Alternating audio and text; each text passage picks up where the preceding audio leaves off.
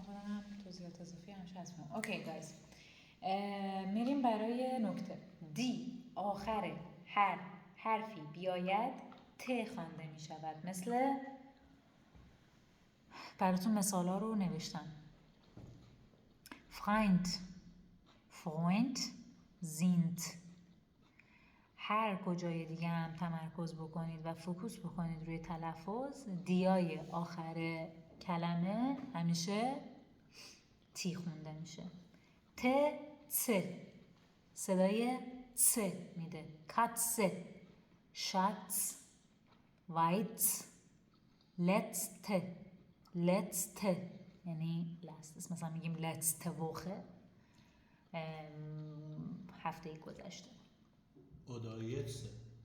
Ja? Oder jetzt. Jetzt. Oder jetzt یعنی همین الان. jetzt یعنی همین الان.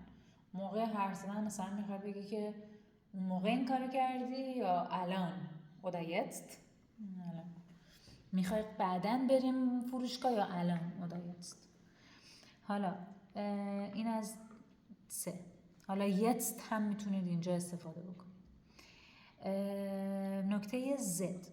زد هم در اول کلمه به صورت ц خونده میشه، مثل ц. یعنی میخوام بگم، اینجا میخواستم بگم که ت و ц خونده میشه.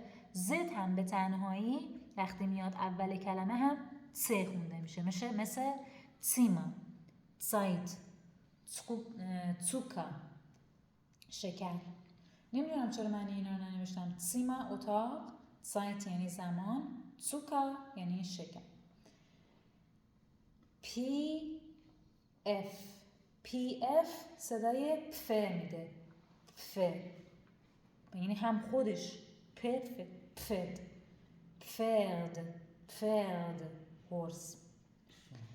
فاند که همون آشغال میشه یا دیپوزیت هم البته میشه بعضی وقتا. پلستا، پلستا، پیومنت. میدونیم پیومنت همین جایی که راه میریم دیگه، پیاده رو. پیومنت. فاند با فاند فرق داره؟ گوش فاند با کدوم فاند؟ فاندی که مثلا گلاس رو مثلا میدی فونال فاند با فاند آره دیگه، آشغال میگه فاند تو اینجا بده، این همون آشغاله. دیپوزیت هم بعضی وقتا معنی میده، اما آشغال. فاند آره. پس ماند. فاند. حالا ما همین که بدونیم چی یعنی چی کافیه. فرد، فاند که معمولا تی، دی آخرش تی خونده میشه. فلستا، ای آر آخر کلمه اومده آ خونده میشه. فلستا، پیومنت پیاده رو. فلگ نگهداری کردن، فلگ نگهداری کردن. کپف همیشه باتن، همیشه سر اگر اشاره کنم، یا همیشه کپف همیشه چیزی. کنوف نمیشه، نه این کنوفه، این کنوفه، اون کپفه.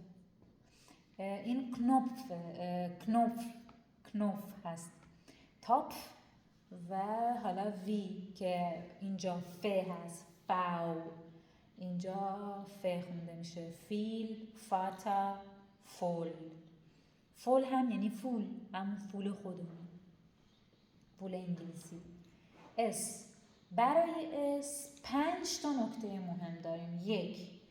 اگه اول کلمه بیاد صدای ز میده. زیبن، زینت، زاگن. بعد از حرف صدادار بیاد صدای ز میده. غوزا، اونزا. کم اینا رو وقتی میخونین و مینویسین هی میاد تو ذهنتون. کاربردی زبان بخونین. به محض اینکه کتاب رو باز کردین شروع کردین درس خوندن از اول کلمه، نگاه کنین ببینین خب این اس کجاست، بعد چی اومده. این PDF میشه راهنمای شما، یک ابزاری که هی باهاش تلفظتون رو اولویت کنین. آیا من این کلمه رو درست تلفظ کردم؟ آیا من این کلمه رو تلفظ درستش انجام دادم؟ اینجوری میتونی خودخوان، به صرفه، خودجوش و بهتر درس بخونی. عملکرد مغز هم بهتر میشه. مورد سوم، اس اگر آخر کلمه بیاد صدای س میده. آوتوس، پارتیز، حالا برمیگردیم اونجا که بهتون گفتم ای ا، یعنی همون آی و ای ا. اون آخر کلمه ویسبادن اینجا نمیتونم نشون بدم، نشد. ویسبادن اینجا چرا شد ویسبادن؟ طبق اینجا طبق نکات اس وسط کلمه اومده. اگر ترکیبی بیاد به صورت زیر و شعر میکنم، اگر بعد از اس بیاد. اینو الان مجدد تکرار میکنیم. من الان فعلا نکات اس رو بگم. اس اگر آخر کلمه بیاد صدای پا میده، اس سه میده. اوتوس، پارتیز.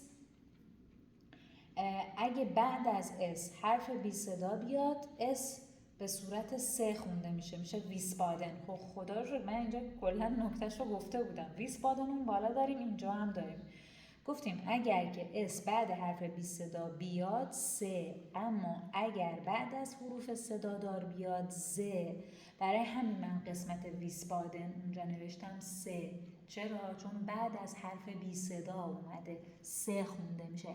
اس بعد از حرف صدادار ز خونده میشه و این حتی بین کلمات هم مهمه و استفاده میشه.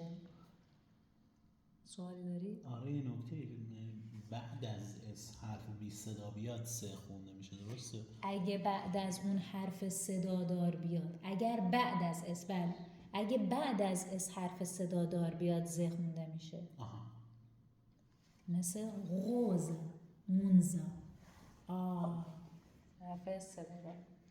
حروف صدادار توی زبان آلمانی بیشتر از اوملاوت ها اضافه میشن به آ او ای. بعد حروف صدادار همون آ ا او خودمونه که آدم خودش. حروف صدادار هم گفتم دیگه، اگر بعد از حروف صدادار بیاد ا، ای، او، او، ای، او، او و او. نه، او، ا، او. درست شد. من خودم نوشته خودم رو کامل نمیخوام چون ما وقت نداریم، میخوایم بریم. زمین دارم سری میگم. وای خیلی زیاده، فکر میکنم یه جلسه دیگه میخواد. درست میگم؟ چون که الان ساعت 8 شده و بریم. من تا اس رو کامل میکنم و بقیهش انشاءالله فردا. اس و تی وقتی اس به صورت ترکیبی میاد مثل ترکیبات زیر، اس تی ش محکمه. شتاندارد، شتودنت، شتات، شتایگن، شتیفت، شتیمت، شتوتگارد و الباقی نکات رو هم نوشتم. نکته رو هم بخونید خودتون. اس و پی باز ش خونده میشه. شپاس، شپایزه، شپیل، شپراخه، شپرشن، شپایشن. بعدی اس سه ها، اونم ش محکمه.